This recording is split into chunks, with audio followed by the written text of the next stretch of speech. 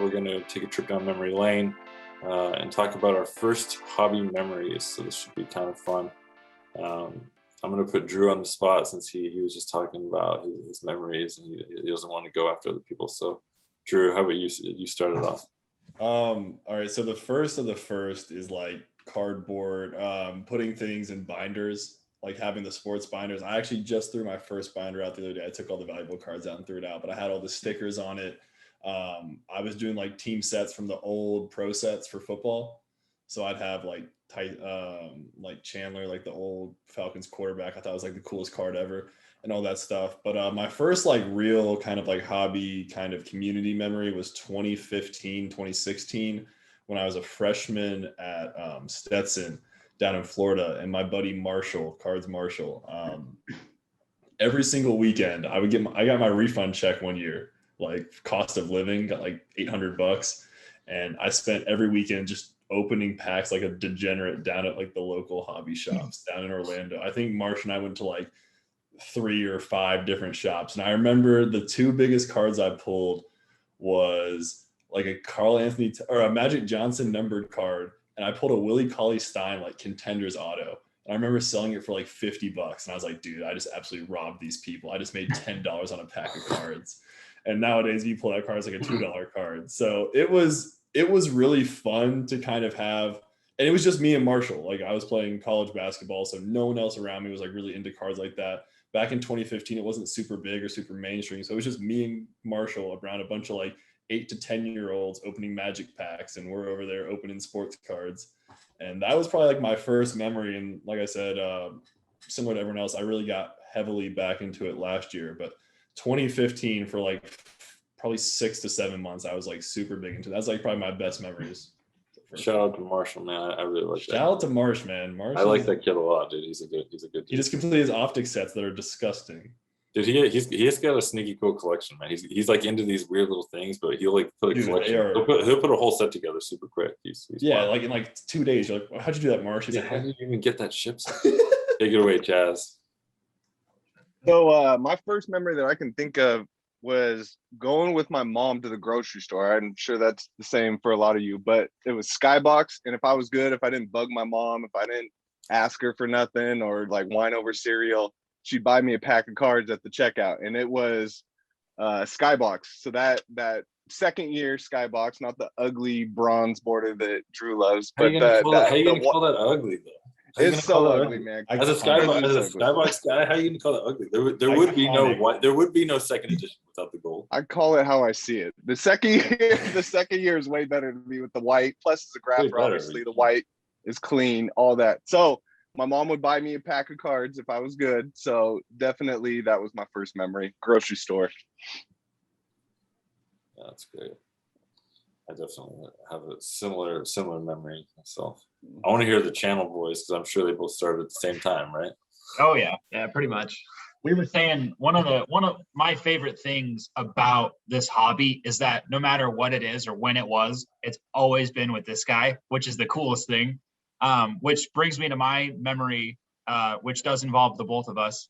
When we were about, I would say probably 5 or 6, just as you're old enough to start getting your own independence and, the whole thing, we were really into Pokemon cards and just, kind of dabbling in baseball cards and this and that. And our mother figured that out and figured out even more so that she could go to the store and buy a pack of cards, open them up, show us the contents, and then put the contents in a brown bag. And it's like, if you guys, hey, go clean your rooms. And then we go to do a chore, and then you get to come out and you get to pick one card. So it's like, ooh, if there's a pack of Pokemon cards, there's a nice holo card in there for you. You have to keep doing your chores until you pull the card, and then we get the next one. But some of that stuff, man, it's just some of the best memories of growing up. Like, yeah, we were basically like, we wouldn't do our chores unless we get cards as a reward. That's kind of like my son right now. So. Yeah. My memory is kind of similar. I mean, it also involves Justin, such as, everything is in life. I mean, we live in 2 different areas, and we come together for this. We share the same webcam, it's just, we always want to be together for stuff. It just kind of is how it is. It's more fun that way. So But I would say my first memory is more so just graphing, going and getting autographs as a kid. Your dad holding you over the dugout and you getting autographs from A's players and stuff. And my dad back in the day, for some reason I never turned out a Kings fan, but my dad, when he worked for the company he was working for at the time when we were growing up, he had Kings season tickets. So we would go to a lot of Kings games, like with Peja Stojakovic was kind of my favorite, Mike Bibby as well. And we'd go and get their autographs and stuff. And like back when, the Kings were pretty good. It was exciting. It was a lot of, some fun games, and going and getting autographs there was just, some of those memories are some of my earliest and, really, really fun memory, because even still, I love getting autographs, and we go to Tahoe religiously. Like every year we go to Tahoe to try and get autographs, and it's still the exact same rush as it was when we were, 5, 6, 7 years old. So 100%. It's great. Awesome. That's awesome. All right, Murph, what you got? I think that there was a collection. I don't know if it was my dad or uncle or grandpa or whoever's it was. And my brother and I are close in age, and it was a baseball collection. So what we would do is we would lay them all out, and then we would make our best lineup and then argue for hours over who had the best lineup. His catcher was always Charles Johnson. My catcher was always Javi Lopez. Like just these, we didn't know half of the players because they were like late 80s, early 90s guys. But it was just that's what really fueled my love for sports and cards was, being able to sit there on the living room floor with my brother and just make these crazy, insane lineups and argue about it for hours, and then it not matter tomorrow because we're going to do it again and it was going to be something different. I love hearing stories when like people actually like played with their cards, or early years you played with them. Yeah. Just rough them up. That's yeah. All right, JB. All right, unless you got more, Murph. No, good.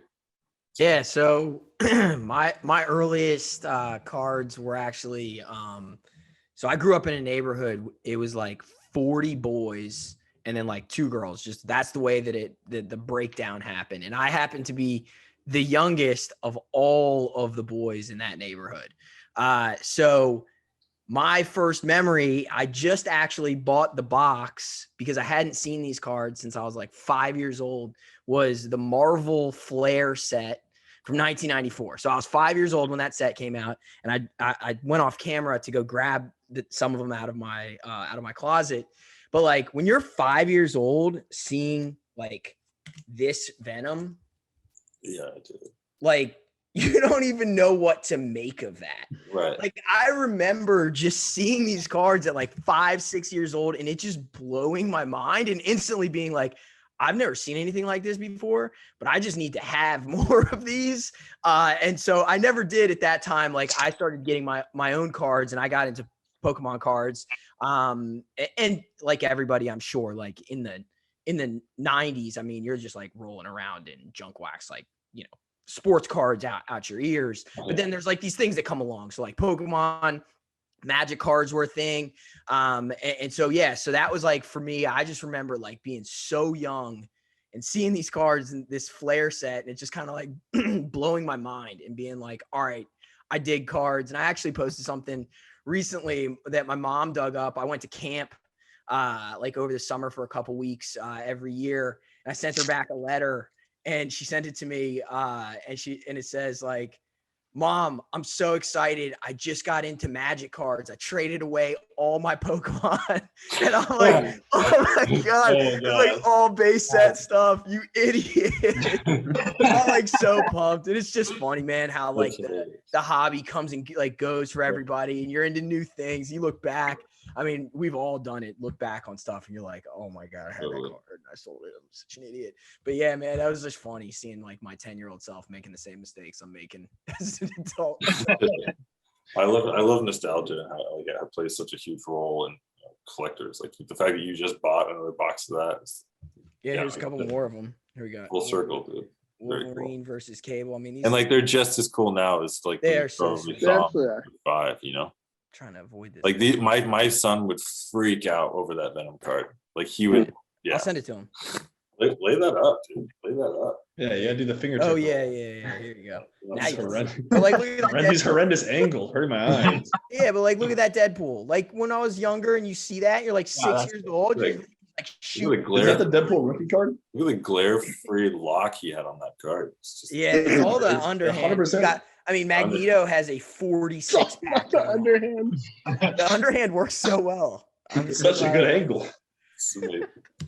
Yeah, just like like I bought that for my birthday this year for myself. I was like, you know what? It's like $500, and I have no idea if they're gonna all be bricked, but I'm going for it. And they weren't. They're in great shape. I sent Yeah, a bunch let's of do it. guys.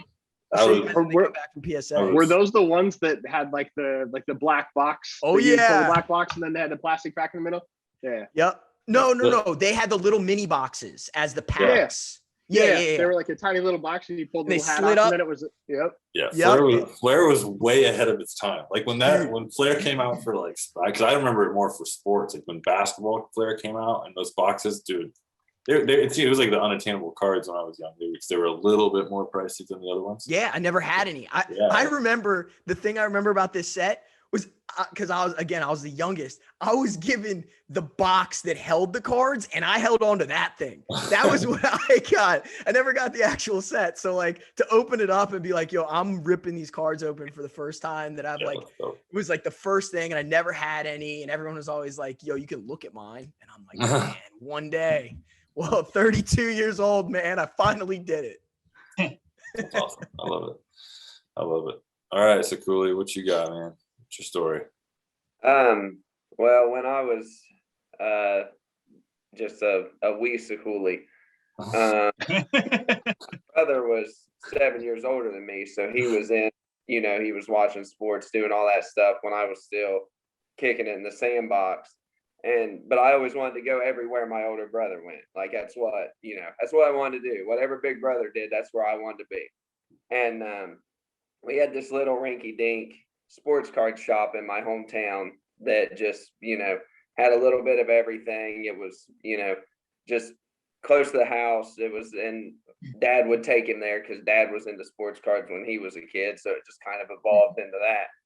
And I actually have this card still in the top loader from the shop with my tag on it that the owner gave me on my first visit there. It's the Shaq Flair rookie. Gave that to me. He's like, here, this guy's going to be a star. This is your first card to start your set. So 5-year-old me, that was my first, and it stayed in that same top loader since. And he is not lying. That cool, top man. loader is yellow. Yeah. It out, the sticker stayed there this whole time, and that was my first card, and that's kind of the card that started all of it, and I just kept it that way ever since. Dude, that's awesome. That's dope. I love that story. How's the card? Yeah, that thing might be worth jumping. Right? It's It's clean. I mean, it's literally never been removed from that top loader since I don't even know if it'll come out. That I I'm afraid that top loader will disintegrate if I try to pull that card out. So it's just staying right where it's at because that's how it's worth more to me like that than anything it could be otherwise. That's freaking amazing. And that guy was right, dude. Shaq turned out to be all right. Yeah, he turned out okay. I was watching some highlights of his on Ball's Life today. They're great. Disgusting. Was it the one of him in the tournament?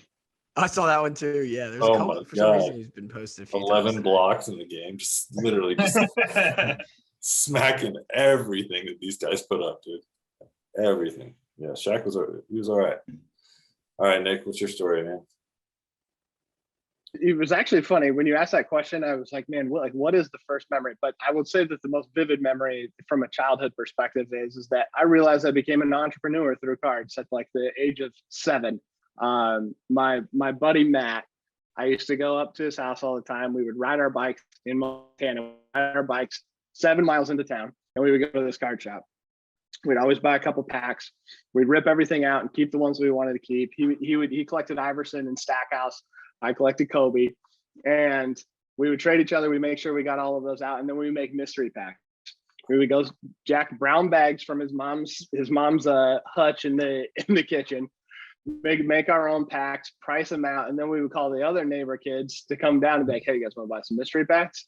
And so I realized that I became an entrepreneur with inside of this space about 29, 30 years ago doing that.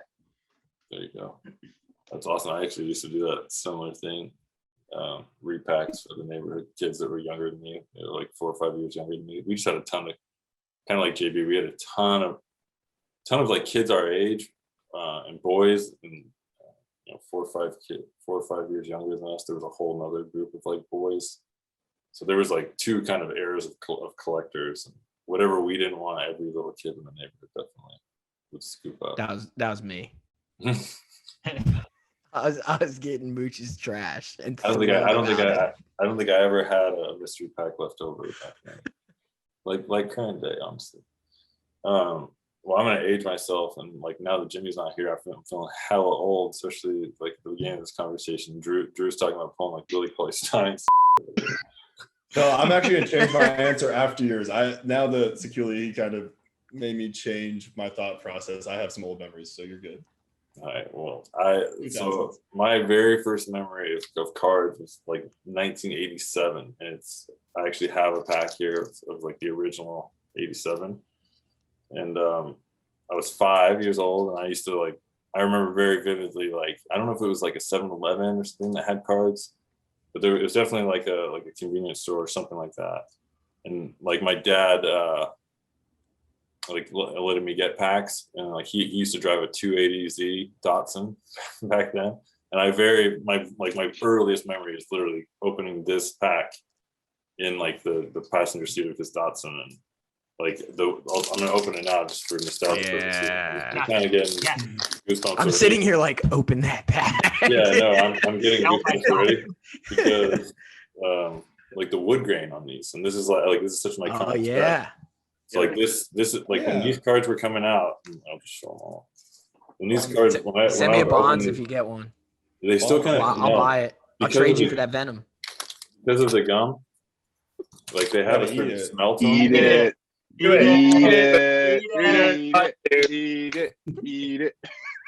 You got to. Oh. There's no chance I'm putting that in my mouth, to be honest. That's what she said. Like these, there's a Georgia Brett. But like, I used to love this set, honestly, just the simplicity of it. And to this day, I still love pretty simple cards. And I think it's because when I first. These cards are sick. Tommy John. So nice. There's a surgery. Surgery named after that guy. Drew the Bonds. Also in this set, and I think why my dad liked it. We were both Bo Jackson fans. I was a huge Bo Jackson fan. He was like the first like athlete that I was captivated by as a kid. Super Tecmo Bowl GOAT. Yeah. I mean, and we were Raiders. My dad's a Raiders fan, so like when he was when Bo Jackson became pro, like, I was huge on Bo. I had the poster, the Bo nose. That's when like for me like sports really took off in memory. And then I was a collector wise, I got really serious when like Griffey was a rookie because he was a Seattle Mariner. I was a Seattle kid, and like the Upper Deck Griffey and all that. Just like that's when I like dove into collecting as a child and took it really seriously. When I was opening these packs, I would take all the cards back to my room, like organize them by team, and like put all the new ones with the old ones. They'd be pretty up because I'd get them all in a pile, and then like my imagination would just take flight, and before you know it, all the cards were sprawled all over the room and everything. I just didn't collect seriously until like Griffey's rookie year. Then I was like, oh, I'm going to take care of these. So that's my earliest memory. So I'm actually going to go back on my earliest memory. My first sports card was I don't remember. It was a McGuire though. It was a free McGuire I got for a school project in first grade. But actually, now that it triggered me, the channel's talking about Pokemon. I used to play Yu-Gi-Oh a ton, like play the game. Like, how do you pronounce it? What? How do you pronounce it? Probably horribly wrong. Yu-Gi-Oh. Yu-Gi-Oh. Okay. I don't know. All I know is I was buying packs back when they had like Blue Eyes, White Dragon booster boxes, and like just looking back on that, I'm just cringing. I'm like, I had 1,000 of those cards and like just absolutely threw them out or lost them. I had like deck protectors. I remember me and the buddies used to buy the fake knockoffs that are like made of paper on eBay for like Obelisk the Tormentor and things like that. And just remembering like getting those cards for Christmas, getting those after baseball games, like that was like the first time I was like all in on stuff. So that was I appreciate the channels for triggering that memory in the back of my head. Yeah, it's great. Well, I've certainly enjoyed hearing all of these, and just the backstories are really cool. I'm a dork for the Seva stuff. Like I really like hearing, honestly, all the things you guys started with and why you're still doing it. And it shows like JB's full circle experience, and Sakuli still got a card in the same freaking holder from when he was 5. Like that, those are stories that need to be told. So I'm glad we got to talk about this.